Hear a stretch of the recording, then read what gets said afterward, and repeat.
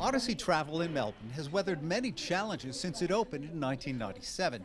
The toughest for the company, which specializes in group tours from China, and the industry here was the pandemic. It's been, as a travel agent, the COVID impact, it's tragic.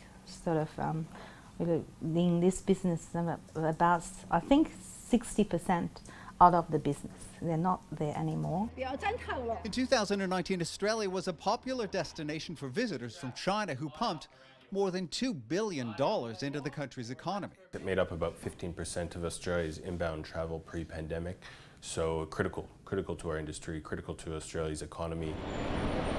Chinese travelers are slowly coming back to Australia, led in part by the return of international students. Recently, for the last probably 6 months or so, we see more students coming down here, and also with all the family members accompanying the students. Where am I? Australia. In an effort to speed up that return, Tourism Australia launched a global ad campaign in China earlier this year. But what's expected to have the biggest impact is last month's announcement that China has reinstated Australia with preferred destination status. This is the biggest announcement we've received in 12 months for our tourism and for our accommodation sector.